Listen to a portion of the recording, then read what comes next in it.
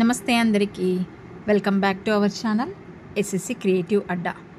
ఈరోజు special breakfast గుంట పొంగనాలేనండి, కానీ కొంచెం స్పెషల్ ఫ్లేవర్తో స్పంజీగా ఎలా చేసుకోవాలో మన వీడియోలో చూసేద్దాం. నార్మల్గా మనం గుంట పొంగనాలు దోసపిండితో రెగ్యులర్గా వేస్తూ ఉంటారు. సో అదే దోసపిండితో కాకపోతే రెగ్యులర్ టేస్ట్ కాకుండా కొంచెం ఫ్లేవరైజ్గా ఎలా చేయాలో చూసేద్దాం.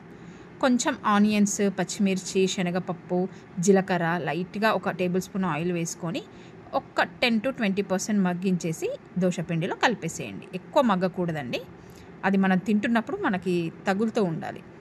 అలా అవి దోసపిండిలో వేసేసి కలిపేసి నీట్గా పొంగనాల పాత్ర పెట్టేసుకొని, చాలామంది ఆయిల్ ఎక్కువగా వాడుతుంటారు. అవసరం లేదండి, కొంచెం ఆయిల్ వేసుకోండి.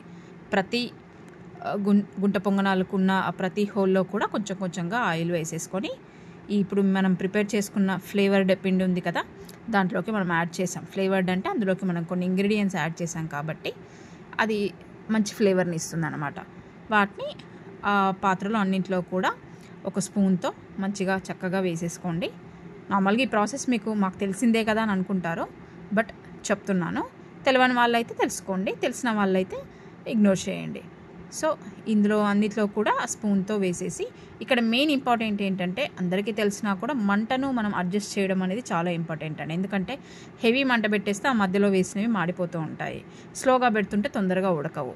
సో మంటని కొంచెం అటు ఇటుగా అడ్జస్ట్ చేస్తూ వాటిని మనం రివర్స్లో తిప్పుకోవాల్సి ఉంటుంది. మధ్యలో కొంచెం ఎక్కువ మంట ఉంటుంది కాబట్టి అవి తొందరగా ఉడికిపోతాయి. ఫస్ట్ ఆ మధ్యలో ఉన్న వాటిని తిప్పేసుకొని ఆ సైడ్ ఉన్న వాటిని మూత పెట్టి మళ్ళీ ఒక 2 నిమిషాలు ఉడికిన తర్వాత మిగతా వాటన్నిటిని కూడా తిప్పేసుకోవాల్సి ఉంటుంది. కొంచెం ఓపికతో చేసుకుంటే చాలా బాగుంటుందండి, లేకపోతే మాడిపోయి అంత చేదుగా వస్తాయి ఇవి.